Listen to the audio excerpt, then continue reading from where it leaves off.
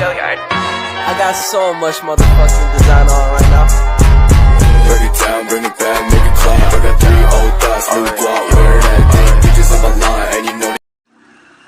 Assalamualaikum warahmatullahi wabarakatuh. Perkenalkan, nama saya Nurul Aten, NIM 2011140140140, Prodi Perbankan Syariah 6D.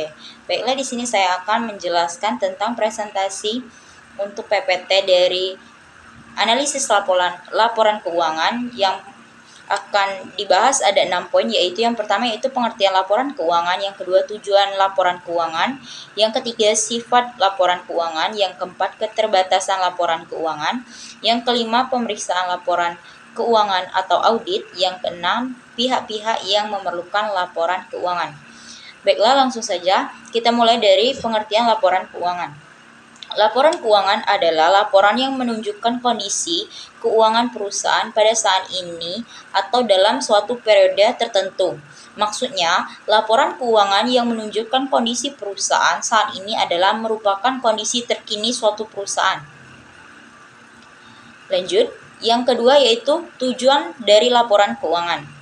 Secara umum, laporan keuangan bertujuan untuk memberikan informasi keuangan kepada suatu perusahaan, baik pada suatu kondisi tertentu maupun dalam kondisi baik ataupun buruknya suatu perusahaan tersebut.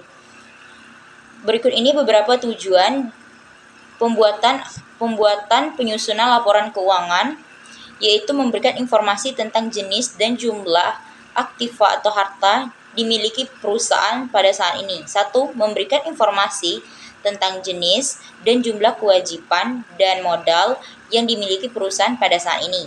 Yang kedua, memberikan informasi tentang jenis, jumlah pendapatan yang diperoleh. Yang ketiga, memberikan informasi jumlah biaya dan jenis biaya. Yang keempat, memberikan informasi tentang perubahan-perubahan dan yang terjadi terhadap aktiva pasifasi. Yang kelima yaitu memberikan informasi tentang kinerja manajemen perusahaan dalam suatu periode. Yang terakhir yaitu memberikan informasi tentang catatan-catatan laporan keuangan dan informasi keuangan.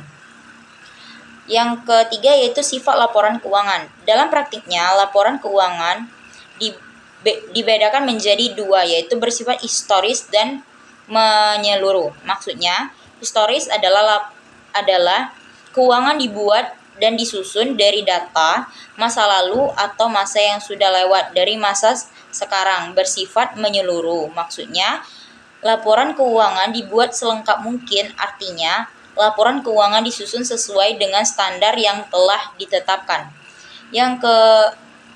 Selanjutnya yaitu keterbatasan laporan keuangan.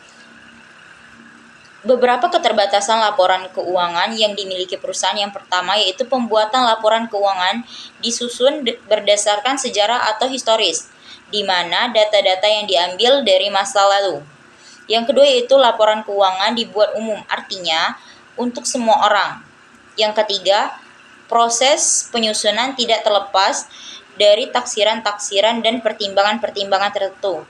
Yang keempat, laporan keuangan bersifat konservatif dalam menghadapi situasi ketidakpastian. Yang terakhir yaitu laporan keuangan selalu berpengaruh teguh pada sudut pandang ekonomi dalam memandang peristiwa-peristiwa yang terjadi. Selanjutnya yaitu ada pemeriksaan laporan keuangan atau audit. Dalam praktiknya, pemeriksaan laporan keuangan dibedakan menjadi 2, yaitu pihak dalam atau internal, pihak luar atau eksternal.